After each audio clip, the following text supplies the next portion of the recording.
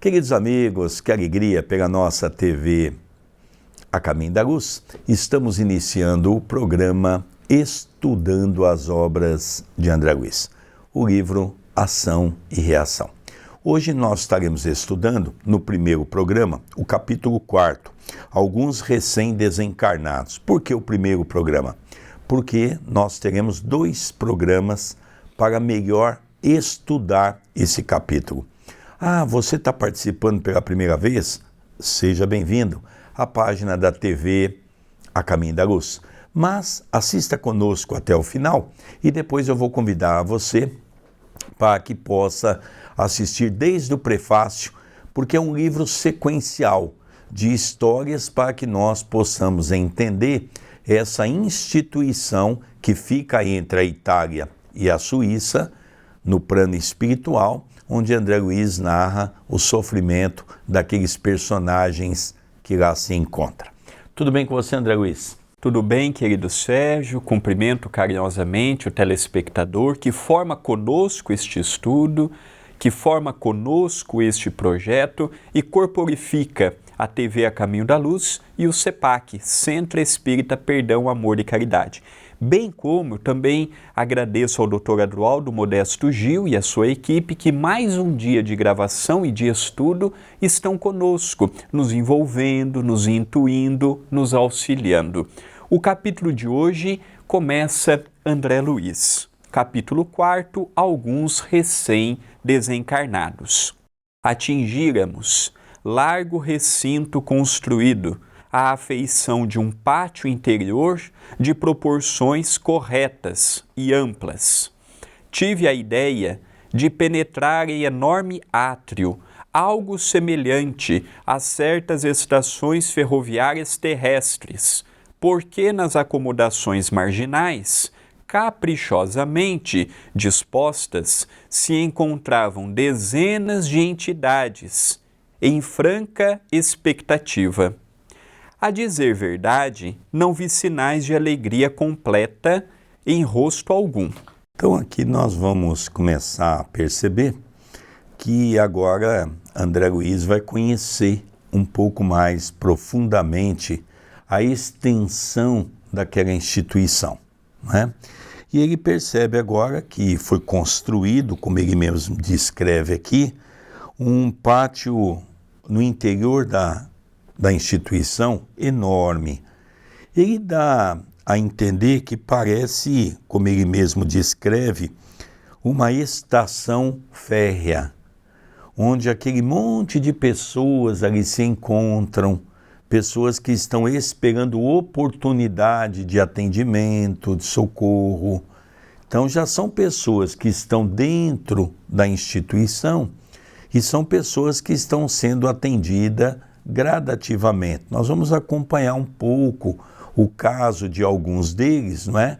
Para nós entender quem são esses espíritos, não é? Porque às vezes a gente pensa assim, são espíritos diabólicos, lutaram nas guerras, mataram muita gente, são traficantes, não, são pessoas comuns que pelo orgulho e o egoísmo usaram mal o poder do dia a dia, usaram mal a riqueza, muitas vezes cometendo sérios atritos para com o próximo. Então nós vamos perceber aqui que são pessoas comuns como nós. Esse livro nos arremete a pensar um pouquinho sobre a nossa conduta do dia a dia. E um ponto interessante também foi quando ele disse que ele percebeu que as pessoas não estavam com um semblante completamente feliz. Estavam cabisbaixos, tristes, muito embora imposto pela própria consciência na retrospectiva que fizeram no além-túmulo. Continua.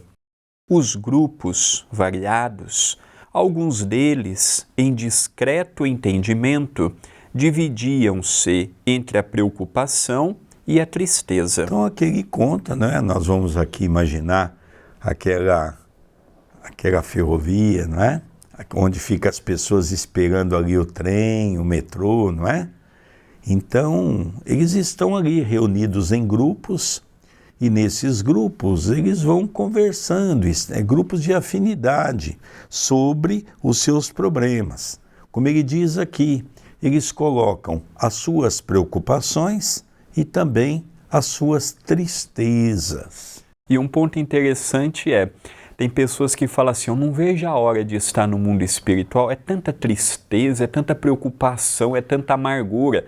Não imaginem que simplesmente porque estão numa outra dimensão, deixarão de ter estas coisas que caminham com o espírito. Aqui André Luiz nos mostra que se eu não trabalhar com a minha tristeza aqui, ela vai comigo do outro lado. Se eu não trabalhar com os meus problemas aqui, eles vão comigo para o outro lado. Então isso é muito importante. Qual que é o pensamento do suicida? Eu vou tirar minha vida, tô desgostoso, vai solucionar o meu num passe de mágica. Senão, além dele não solucionar nada, ainda chega no mundo espiritual pela porta do fundo. Continua André Luiz. De passagem, podíamos ouvir diálogos diferentes. Em círculo reduzido, registramos frases como estas. Acreditas possa ela, agora, devotar-se à mudança justa? Dificilmente. Centralizou-se por muito tempo no descontrole da própria vida. Mais além, escutamos dos lábios de uma senhora que se dirigia a um rapaz de agoniado semblante. Meu filho, guarde serenidade.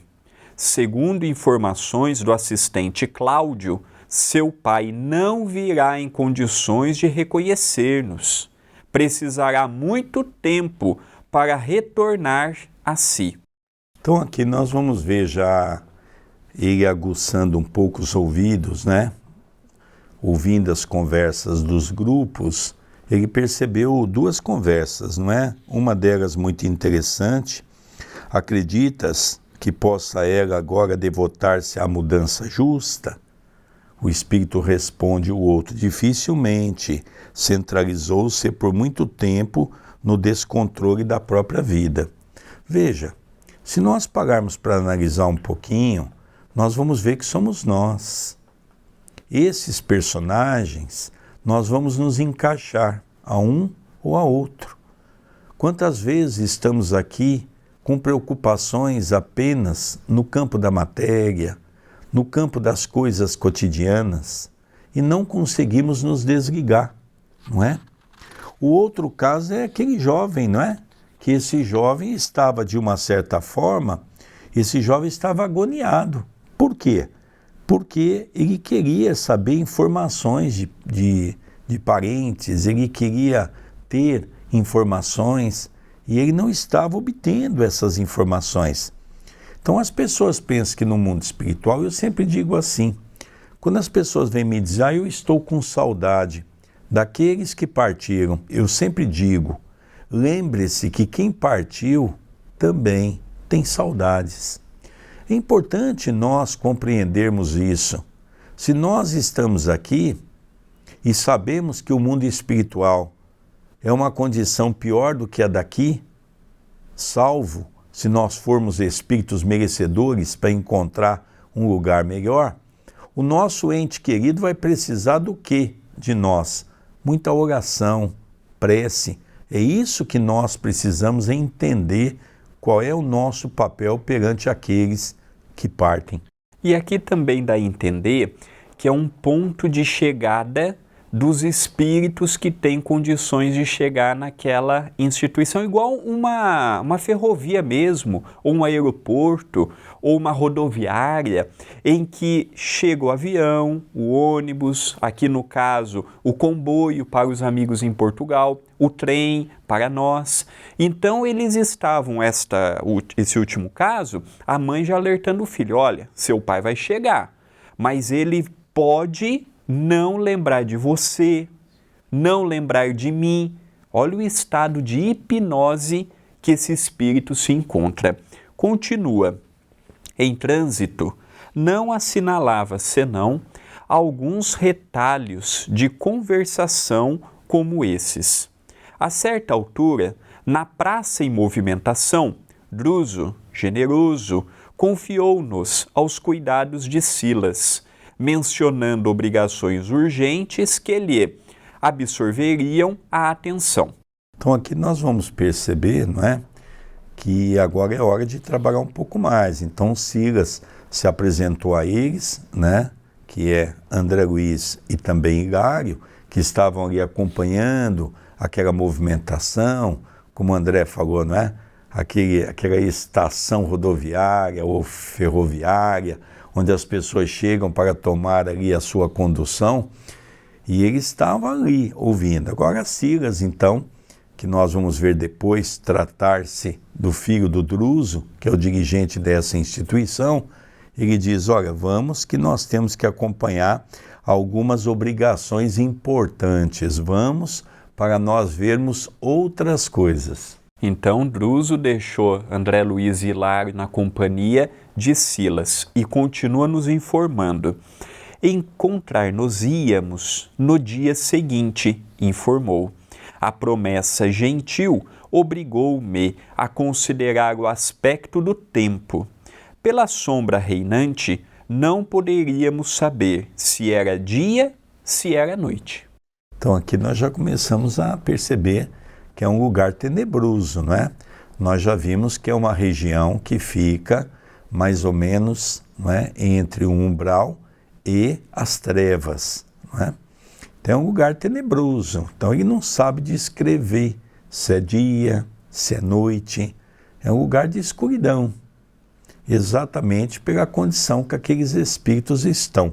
Vamos nos lembrar que aonde eles estão, tem claridade, dentro da instituição. Nós já vimos isso no primeiro capítulo. Então eles estão dentro da instituição. Mas quando eles olham para fora, pelas janelas, eles não conseguem ver absolutamente nada. Não sabem distinguir se é dia ou se é noite. Eu me lembro quando nós estivemos na Inglaterra, por exemplo, nós sabemos que a Inglaterra é um dos países europeus que tem poucos dias de sol. Então, lá era muito comum ter o dia todo fechado e depois entra a noite. Então, você não sabe claramente dizer o que é uma coisa e o que é outra, não é? Estou apenas citando uma situação que nós também temos exemplo aqui na Terra. Só que aqui é de uma maneira mais densa, mais pesada. E também me chama a atenção, olha, André e Hilário, no dia seguinte nós continuamos, que eu tenho alguns afazeres. Por que que na hora do Evangelho no Lar, nós sempre orientamos a ter um dia certo e um horário certo? Os espíritos no plano maior também têm as suas ocupações. Não adianta, por que que chega um grupo de pessoas na casa espírita eu não posso levar para dar um passe? Eu posso até levar. Eu posso até aplicar um passe, mas não quer dizer que os técnicos daquela atividade no mundo espiritual estarão ali à nossa disposição. Os espíritos também têm suas ocupações, os espíritos também têm os seus afazeres, as suas atribuições e as suas responsabilidades. Isso é importante. Tem vezes que imaginamos, os espíritos estão à minha disposição, a hora que eu peço eles vêm, é verdade, mas espíritos levianos, espíritos brincalhões, espíritos que não querem nada com nada. Então isso é importante de analisarmos. E o aspecto se é dia ou se é noite, o meu pai já muito bem explicou para nós. Continua. Por isso, o grande relógio ali existente, com largo mostrador abrangendo as 24 horas, funcionou aos meus olhos como a bússola para o viajante, deixando-me perceber que estávamos em noite alta. Reportamo-nos a regiões encravadas nos domínios do próprio globo terrestre, submetidas às mesmas leis que lhe regulam o tempo. Tem uma nota do autor espiritual que esclarece que tem muitas pessoas que dizem que o tempo no mundo espiritual é diferente. Não é. O tempo em qualquer dimensão do planeta é o mesmo. O tempo horário. O que muda é que muitas pessoas ficam aprisionadas no tempo. Isso é uma outra história que nós precisaríamos aqui demandar um bom tempo para esclarecer tudo isso. Mas em questão de tempo, o mesmo tempo que nós temos no mundo espiritual, nós temos aqui. Então nós vemos, por exemplo, né, se agora vamos dizer que aqui no nosso Brasil nós tenhamos a meio-dia, por exemplo, o Japão é meia-noite, não é? Mas ele não foge daquela circunstância de 24 horas, não é? Então nós percebemos que esse é um detalhe só para entender essa questão. Então, quando é dia para nós, é dia no mundo espiritual. Quando é noite para nós, é noite também no mundo espiritual. Continua. Sons de campanas invisíveis cortavam agora o ar. E assimilando-nos a curiosidade, Silas esclareceu que a caravana-comboio penetraria no recinto em alguns minutos. Então o som, não é? Como a gente tem, vamos voltar, para quem já andou de trem sabe que quando o trem está para se aproximar da estação, ele começa a tocar como se fosse ali uma campainha, uma buzina, né? Então o som está alertando a todos que está se aproximando esse comboio, como diz os nossos irmãos portugueses, não é?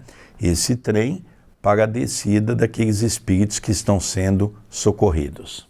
Aproveitei os momentos para indagações que julguei necessárias.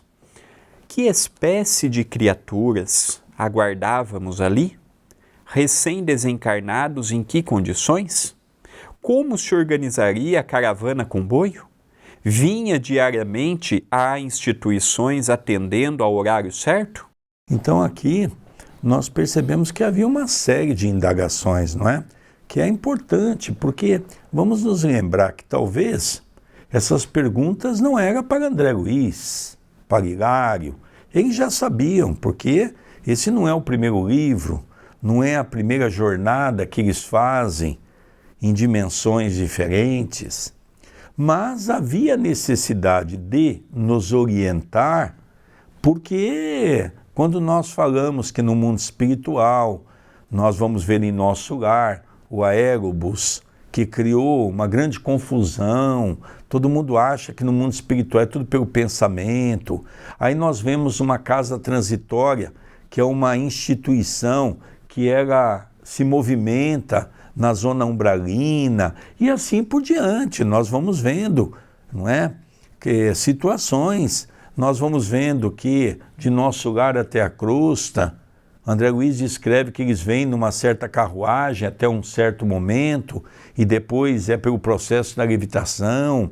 Então nós vamos entendendo gradativamente a questão da matéria. Então quando Allan Kardec, no Livro dos Espíritos, pergunta à espiritualidade como se compõe o planeta Terra, os Espíritos dizem matéria e espírito. E depois Kardec vai pesquisando e numa das perguntas, pergunta se há mais alguma coisa. O Espírito diz, podeis colocar no topo Deus. Então, Deus, matéria e espírito. Agora, dentro dessa matéria, nós pensamos que conhecemos, não conhecemos absolutamente nada. Conhecemos a matéria pertinente ao que se encontra na dimensão da crosta. Qual que é a matéria que compõe o umbral? Qual que é a matéria que compõe as trevas? Qual que é a matéria que compõe o abismo? Então nós vamos percebendo, não é, que nós temos muito ainda por aprender, porque eles usam dessa matéria de cada dimensão para fazer os objetos que vão ser usados naquela dimensão. Então nós vamos começando agora a entender tudo isso. Por isso que ele tem esse monte de pergunta, não é? Esses irmãos recém-desencarnados, em que condições eles vão chegar? É uma pergunta. Como se organizaria a caravana-comboio? Como é que se organiza essa caravana?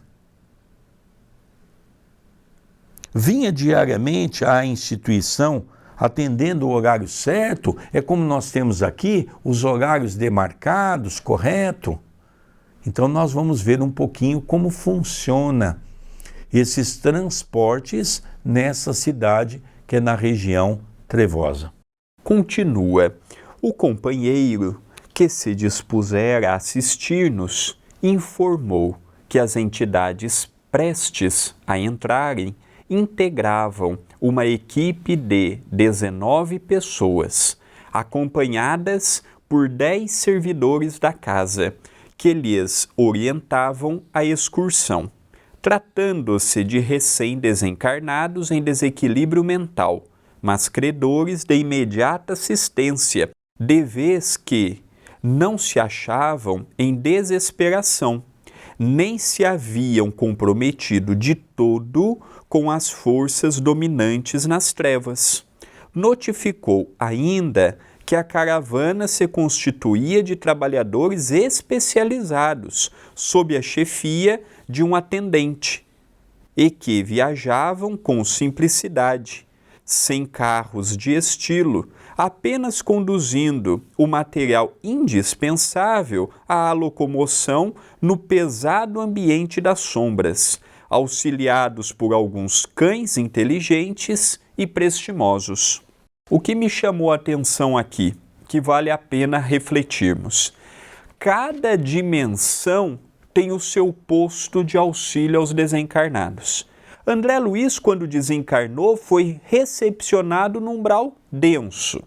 Aqui nós já estamos vendo casos um pouco pior do que a chegada de André Luiz. Existem casos de pessoas que chegam ainda pior, como suicida, como assassino. Então nós vamos vendo que o mundo espiritual, ele tem muitos portos, em que cada espírito para no porto, no aeroporto, na estação ferroviária, conforme a sua graduação espiritual. Foram socorridos 19 entidades comprometidas mentalmente, mas que já tinham a chancela de estarem ali. Desencarnaram, eram espíritos comprometidos, mas tinham condições do amparo. Era um grupo que tinha 10 espíritos que faziam parte daquela caravana, dentre eles um estava na chefia. Eles utilizavam de cães para o trabalho, me fez lembrar os samaritanos, narrado por André Luiz no livro Nosso Lar, em que eles usavam os cães também e usavam aquelas aves que sobrevoavam e ali sinalizavam os espíritos que poderiam ser amparados.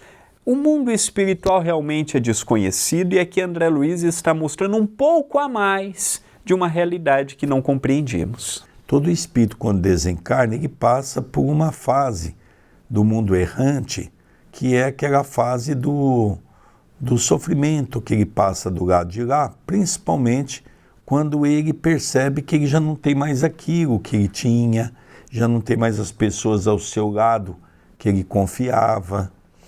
E ele também diz uma coisa que me chamou bastante a atenção, né? Foram espíritos que não se achavam em desesperação, nem se haviam comprometido de todo com as forças dominantes. Ou seja, foram espíritos que viveram uma vida mediana, não se comprometeram tanto, não foram instrumento das trevas como geralmente se faz quando, pelo nosso orgulho, pelo nosso egoísmo, pela nossa cobiça, pela nossa ambição.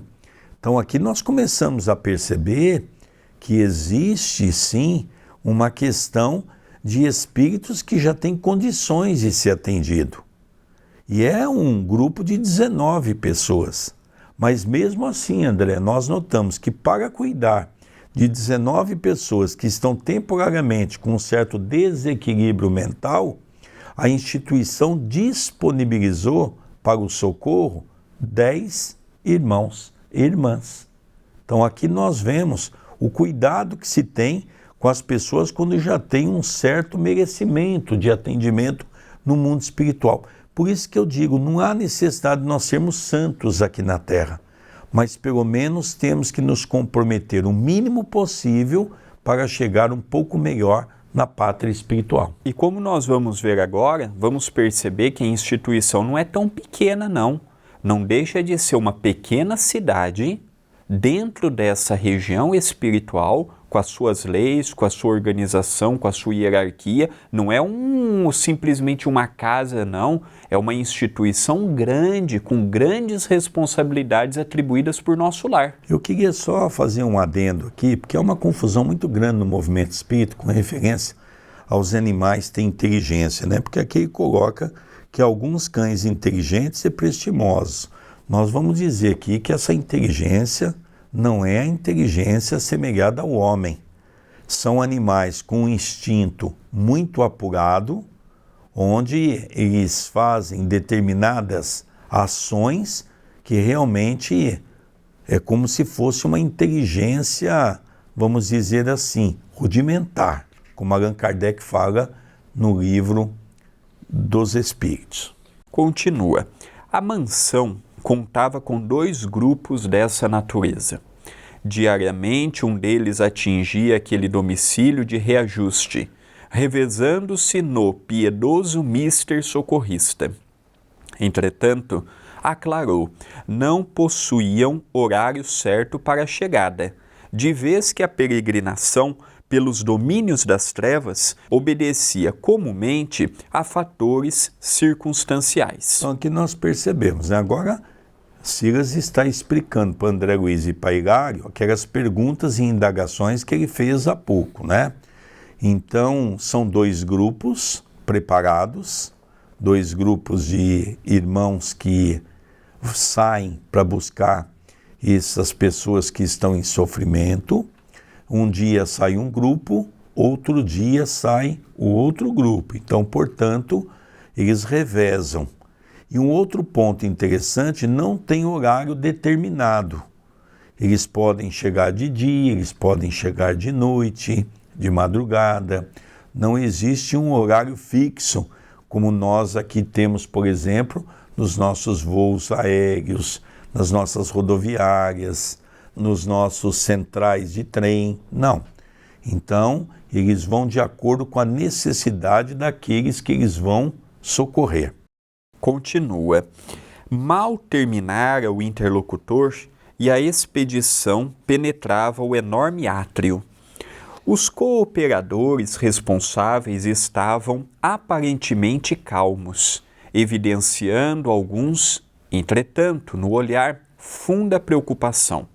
Os recolhidos, no entanto, exceção de 5 que vinham de maca, desmemoriados e dormentes, revelavam perturbações manifestas, que em alguns se expressavam por loucura desagradável, se bem que pacífica.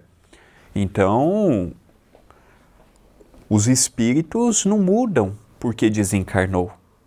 Eles eram 19, com comprometimentos mentais, 5 chegaram deitados nas macas, alguns estavam alucinando, falando a esmo, estavam fora da realidade, mas não estavam dando trabalho. Achei interessante este toque de humor que André Luiz coloca no final. Por loucura desagradável, se bem que pacífica. Eles não estavam muito 100% não, mas não estavam dando trabalho, não estavam igual nós vemos no sanatório, aquela cena. No sanatório é muito engraçado e triste, engraçado porque não é conosco.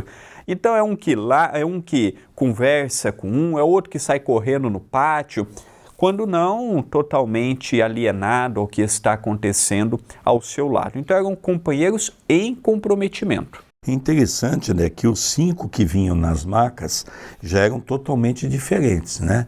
Desmemoriados, ou seja, não tinham noção quem eles eram, de onde eles estavam vindo, quem eram seus familiares, e dormentes, ou seja, ele estava dormindo o tempo todo. Aqueles tipos de doentes que praticamente não reagem, ficam ali deitados como se estivessem mortos.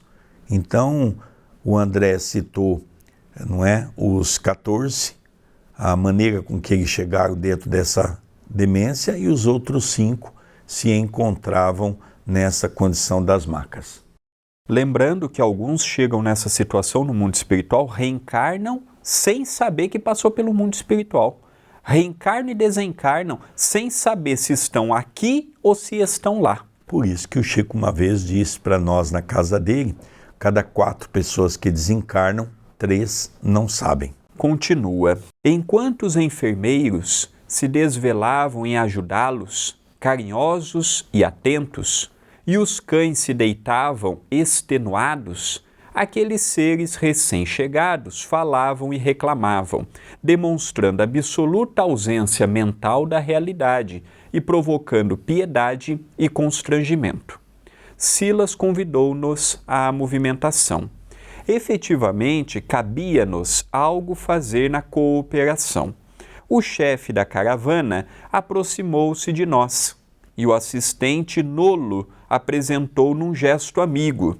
Era o atendente Macedo, valoroso condutor de tarefas socorristas. Então nós vamos aos poucos conhecendo personagens novas, né? Agora nós estamos conhecendo Macedo, que era um dos condutores que chefiava aqui a tarefa socorrista, foi apresentado a André Luiz e a Hilário, não é?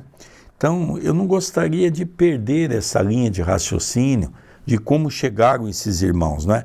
Volto a dizer, foram irmãos que não se comprometeram tanto quando estava no corpo. É para a gente ter uma ideia, porque todo mundo acha, e muitos espíritas afirmam que vai chegar no mundo espiritual já trabalhando. Não é assim. Outro dia no centro nós tivemos um depoimento de uma companheira que desencarnou há quase 1 ano e ela realmente conta o sofrimento dela. E a família acha que porque ela trabalhava no centro já era um espírito benfeitor da casa. Nós temos que tomar muito cuidado com isso. Nós não somos merecedores para isso. Então, olha, enquanto os enfermeiros se desvelavam em ajudá-los, carinhosos e atentos, e os cães se deitavam extenuados. Então a gente vê o trabalho que os animais têm nessa travessia, porque eles têm que botar aqueles espíritos perseguidores para correr. Os cães não estão ali de enfeite, não. Eles não estão ali para poder contribuir com a natureza no sentido de que os animais é o parceiro do homem. É o parceiro do homem defendendo o homem. Os espíritos também têm os seus animais que os defendem, não é? E ele percebeu que os seres recém-chegados falavam, reclamavam. É interessante, me faz lembrar nós aqui na Terra. Nós somos diferentes. Vamos cada um de nós agora gastar 1 minutinho para tentar fazer uma retrospectiva de nós mesmos. Nós somos diferentes. Nós não ficamos o dia todo reclamando. Reclamamos de tudo, reclamamos de todos, está tudo errado. Não é assim que geralmente nós nos comportamos? Aí essas pessoas chegam no mundo espiritual, elas vão chegar de que jeito no mundo espiritual? Como benfeitores? Por isso que Emmanuel falava para o Chico, Chico, tá difícil? Ah, Emmanuel, tá muito difícil. Vai na cadeia, visita os presos, vê o que é uma cela que é para 5 presos, tem 20 homens lá dentro. Vê a dificuldade deles. Ah, tá difícil, Chico, tá. Vai no hospital, num câncer infantil, vê o sofrimento da mãe e do pai com o filho tão amado, sendo que o filho mora no hospital. Tá difícil, Chico, tá. Então vai, Chico, ver uma casa transitória em que a criança tá ali sem ter o pai, sem ter a mãe. Cuidado por pessoas que nem sempre têm carinho e afeto por eles. E a gente vê que essa injeção de ânimo mostra que a gente, na maioria das vezes, reclama de barriga cheia, que às vezes precisamos passar por uma dessas situações para ver que a gente tem de tudo e dá mais valor na vida, dá mais valor na família, dá mais valor no que já temos. Não sei se o meu pai viu, em 2 anos dobrou o número de pessoas que estão passando fome no Brasil. E esse número vai aumentar, não vai parar por aí não. Então nós percebemos, não é? É fácil lamentar quando tem comida, quando tem dinheiro para comprar remédio, quando tem condição para pôr gasolina no carro. E esses que não têm? Continua André Luiz. Afeiçoados e parentes dos recém-vindos cercavam-nos agora, com expressões de alegria e sofrimento, Algumas senhoras que vira antes, em ansiosa expectativa, derramavam lágrimas discretas. Notei que as criaturas recém-desligadas do corpo denso, conturbadas, qual se achavam, traziam consigo todos os sinais das moléstias que lhes haviam imposto a desencarnação. Então aqui nós percebemos que são espíritos recém-desencarnados, já é o título do capítulo 4º, onde aqueles familiares que ali estão aguardando a chegada desses espíritos, são espíritos familiares. Os que ali se encontram, logicamente, já se fizeram por merecer pelo trabalho que devam desenvolver também nessa instituição. Vamos relembrar, não é só Nosso Lar que tem o bônus hora, todas as instituições que trabalham no campo do bem têm um salário. Esse salário pode ser revertido para você, como também para ajudar os seus familiares. Então essa colocação que André Luiz vai dizendo é muito interessante, porque todo mundo só quer ir para Nosso Lar. Se nós olharmos de um ângulo genérico, nós vamos ver que Nosso Lar e essa instituição que é a Mansão Paz não muda nada. Espíritos perturbadores vão ser perturbadores em qualquer lugar. Espíritos que querem trabalhar, vão trabalhar em qualquer lugar. Porque não é o ambiente que faz a pessoa, é a pessoa que faz o ambiente. Não lembra aquela mulher que foi pedir trabalho para Clarencio, passou em 4 ministérios de Nosso Lar.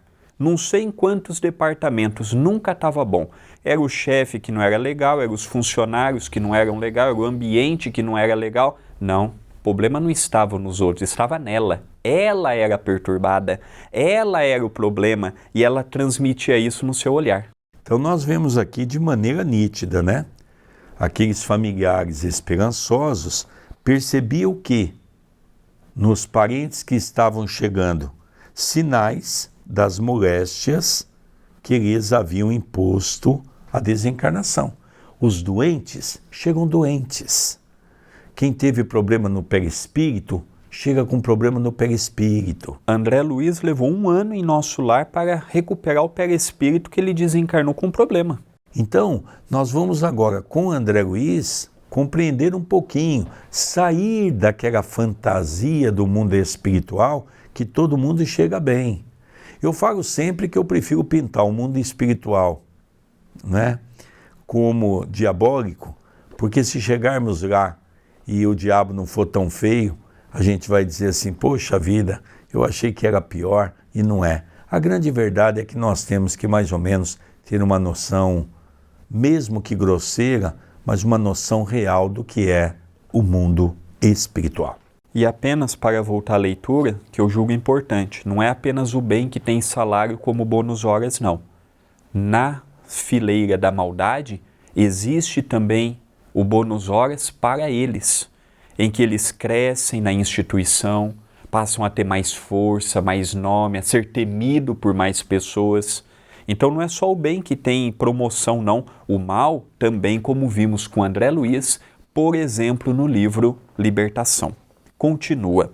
Ligeiro exame clínico poderia, sem dúvida, favorecer a leitura da diagnose individual. Dama simpática beirara-se de uma jovem senhora que vinha amparada pela ternura de uma das enfermeiras da instituição e, abraçando-a, chorava sem palavras. A moça recém-liberta recebia-lhe os carinhos, rogando comovente: não me deixem morrer, não me deixem morrer. Então aqui nós vemos exatamente o que eu e o André já comentamos no estudo de hoje. As palavras de Chico Xavier. Cada 4 pessoas que desencarnam, 3 não sabem. Essa senhora, por exemplo, a preocupação dela era a seguinte: não me deixem morrer. Lógico que ela está com as lembranças de tempo daqueles momentos que estava ligado ao corpo, percebendo que a morte estava se aproximando. Então é importante nós irmos relembrando, recapitulando, falando, mesmo que de uma maneira exaustiva, para nós entendermos isso, para a gente poder entender todo esse quadro. Segue a leitura. Mostrando-se enclausurada na lembrança dos momentos derradeiros no corpo terrestre, de olhos torturados e lacrimosos, avançou para Silas, exclamando: Padre, Padre, deixa cair sobre mim a bênção da extrema-unção. Contudo, afasta de minha alma a foice da morte. Tentei apagar minha falta na fonte da caridade para com os desprotegidos da sorte, mas a ingratidão, praticada com minha mãe, fala muito alto em minha consciência infeliz. Ah, por que o orgulho me ensegueceu assim tanto, a ponto de condená-la à miséria? Por que não possuía eu, há 20 anos, a compreensão que tenho agora? Pobrezinha, meu padre, lembra-se dela? Era uma atriz humilde que me criou com imensa doçura, concentrou em mim a existência. Da ribalta festiva desceu a rude labor doméstico para conquistar nosso pão. Tinha a sociedade contra ela, e meu pai, sem ânimo de lutar pela felicidade de todos nós, deixou-a arrastar-se na extrema pobreza, acovardado e infiel aos compromissos que livremente assumira. Interessante, não é? Ela disse: o meu erro foi ter abandonado a minha mãe. Depois eu percebi a necessidade da caridade, passei a ajudar muitos infelizes que batiam na porta de minha casa, mas o que eu fiz com a minha mãe, eu não me perdoo. Se eu, há 20 anos, tivesse a cabeça que eu tenho hoje, eu teria feito diferente. Essa é uma mulher normal perante a sociedade. Não é política, não é religiosa falida, não é uma mulher que menosprezou ou diminuiu, mas ela esqueceu de um dos grandes deveres que temos, com a mãe, com o pai. É fácil abandonar a mãe e o pai na velhice, é fácil enxotá-los num lar de idosos. É verdade que há casos que precisam de um acompanhamento mais de perto, de um acompanhamento psicológico, de um acompanhamento com um enfermeiro, mas a maioria dos idosos que estão no lar de idosos poderiam estar nas suas casas, e isso consumia a sua consciência. Interessante é que ela estava falando com a mãe sem perceber que era a mãe que estava ao seu lado. Lógico que na flor da idade, nós temos comentado muito isso no movimento espírita e temos que falar com mais ênfase a questão do desamparo aos pais. Aqui é nitidamente aquela ideia de que nós abandonamos os nossos pais por questões financeiras. Então, é a questão... Quando eu cheguei em Itapira, eu me lembro que tinha dois asilos. Há 30 anos atrás chamava asilo. Depois acharam um nome feio, né? Asilo parece uma coisa de sucata dos nossos irmãos velhinhos. Aí veio casa de repouso. Alguns até chamam lar de repouso. Como se nós dessemos esse repouso aos nossos entes queridos. É o que eles precisam. É o que eles precisam? Eles gostam de ficar no meio de pessoas desconhecidas, sendo tratado de maneira muitas vezes até rude. Será que eles estão contentes? Será que nós fizemos a melhor opção, deixar um pai, deixar uma mãe numa casa de repouso? Sendo que a maioria está usufruindo do dinheiro que esses velhinhos que tanto trabalharam para ter uma aposentadoria melhor, mais tranquila. Então essa é a consciência dessa irmã. Vamos perceber de uma maneira definitiva. Se nós não somos essa moça chegando no mundo espiritual amanhã. Por que eu estou dizendo isso? Porque eu começo as minhas falas dizendo que nós tínhamos 2 asilos. Hoje nós temos de 10 a 12 casas de repouso na cidade. E todas estão cheias. Então nós precisamos repensar se realmente nós estamos no caminho certo. Tivemos coronavírus, onde Deus mandou todo mundo ir para casa. Todo mundo vai para casa. Vai repensar o que é o lar, o que é a vida. Veja, essa moça está tão dementada que ela não consegue perceber que quem está ouvindo a sua narrativa é a própria mãe. E ela está achando que Silas é padre. É um padre que está ali no momento. Ela está aprisionada ao corpo, naquele momento esperando um padre para fazer a sua última confissão, para que ela possa morrer em paz, como a igreja antigamente pregava. Você, no momento da sua morte, você conta os seus pecados, pede perdão a Deus e está tudo certo. Agora nós estamos vendo a chegada desses espíritos, como é no mundo espiritual. Continua.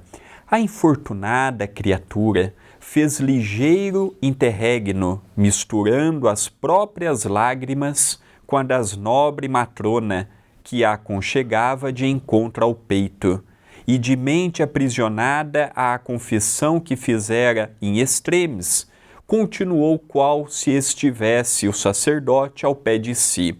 Então esse é um costume até hoje. Muitas pessoas que são católicas ainda têm esse hábito, não é? Porque a família católica acha que uma pessoa não pode morrer sem ter esse problema de, como se fosse no confessionário, só que deitado a uma cama, colocar para o padre toda a sua culpa, todo o seu erro, como se ela fizesse ali uma retrospectiva de todos os seus equívocos, e no final o padre diz: reze um Ave Maria, reze um Pai Nosso, pede perdão a Deus, está tudo certo. Não é? Como se as coisas fossem tão fácil assim. Continua. Padre, perdoe-me em nome de Jesus. Entretanto, quando me vi jovem e senhora do vultoso dote que meu pai me conferira, envergonhei-me do anjo maternal que sobre os meus dias estendera as brancas asas, e aliando-me ao homem vaidoso que desposei, expulsei-a de nossa casa. Oh, ainda sinto o frio daquela terrível noite de adeus. Atirei-lhe ao rosto frases cruéis. Para justificar minha vileza de coração, caluniei-a sem piedade, pretendendo elevar-me no conceito do homem que desposara. Menti que ela não era minha mãe. Apontei-a como ladra comum que me roubara ao nascer. Lembro-me do olhar de dor e compaixão que me lançou ao despedir-se. Não se queixou, nem reagiu. Apenas contemplou-me tristemente com os olhos turgidos de chorar. Então aqui nós vemos uma história, vamos tentar recapitular essa história. Não é uma moça que os pais deixou muito dinheiro no nome dela, a mãe foi envelhecendo, a mãe era uma atriz e logicamente morava com a filha. A filha desposou essa moça de um homem que era muito orgulhoso. E esse homem também, logicamente, fez a cabeça dela para que expulsasse a mãe. E ela então mandou a mãe de maneira cruel para fora de casa. E além disso, não se contentando, falou um monte de impropério, negando a mãe, dizendo que aquela mulher não era sua mãe, que ela havia adotado.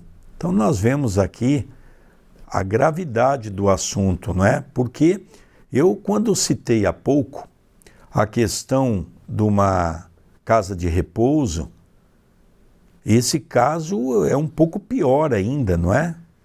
Porque ela não pôs na casa de repouso, ela mandou a mulher para fora, não deu recursos nenhum para essa mulher morreu na míngua, passando muitas necessidades. Então agora está essa mulher com a chama viva, questão 621 do Livro dos Espíritos. Onde está escrito a lei de Deus? Resposta, na própria consciência.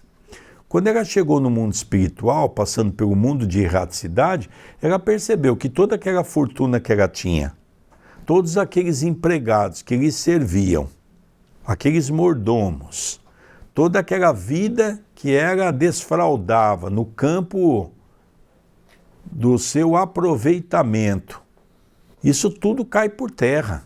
Chegou do lado de lá, não tinha nada disso, um sofrimento e o pior, a consciência pesada daquilo que ela fez. E agora ela está sendo socorrida pela sua mãe, que pediu nas preces para acolhê-la. Então nós vemos aqui a diferença de um espírito genuinamente orgulhoso e de um espírito genuinamente bondoso, que é o caso daquela mãe. Eu fico imaginando se essa mãe não tivesse esse caráter grande, ela poderia se tornar um obsessor da própria filha. Olha que interessante, mas pelo carinho da mãe, pelo amor da mãe, ela entendeu o lado da filha, viu como uma criança espiritual, perdoou e ainda rogou auxílio, intercessão por ela. Continua. Nessa altura, a dama que sustentava afagou-lhe os cabelos em desalinho e buscou reconfortá-la. Não se excite, descanse, descanse. Ah, que voz é esta? Bradou a moça a desvairar-se de angústia e, tateando as mãos afetuosas que lhe acariciavam as faces, exclamou sem vê-las: ó Padre, dir-se-ia que ela se encontra aqui, junto de mim. E voltando para o alto, os olhos apagados e súplices, rogava em pranto: ó Deus, não me deixes encontrá-la sem que pague os meus débitos. Senhor, compadecei-vos de mim, pecadora que vos ofendi, humilhando e ferindo a amorosa mãe que me destes. Então agora está diante da sua própria consciência, né?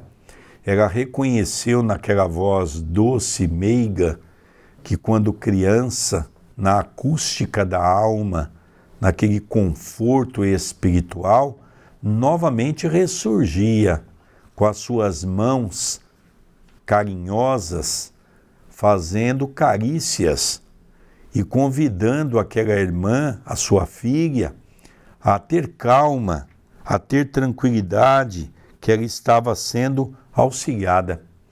A filha, naquele momento de devaneio, ela começa a perceber que ela não era merecedora daquilo, ela tinha que sofrer, porque o que ela fez para a mãe é muito grave, para ela agora poder ser auxiliada. Mas veja, André, o contraponto dessa história. Quando ela, num determinado momento, e nós já lemos isso, percebeu que o erro que ela havia cometido, como não dava para voltar atrás, ela passou a ser uma pessoa caridosa. Ela tentou encontrar na faculdade da caridade, auxiliando ao próximo. Veja, ela fez um ato que instintivamente, sem saber por quê, ela já estava quitando os seus débitos. E ela foi diferente de Antônio Límpio, aquele que matou seus 2 irmãos, que aproveitou o resto da vida, perdeu a esposa, também afogada no lago. Ele, momento algum, caiu a consciência dele, chamando-o para a corrigenda. Essa nossa irmã não. Ela viu o erro, cometeu o erro, feriu o coração da mãe, mas ela percebeu e ela procurou nos últimos 20 anos da sua vida reparar o erro. Já não tinha mais a mãe.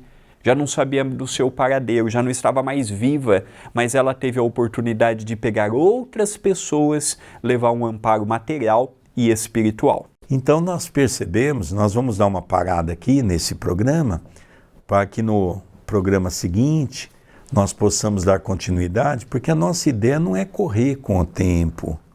A nossa ideia é tentar buscar nessas lições algo que possa nos fazer pensar, nos fazer meditar.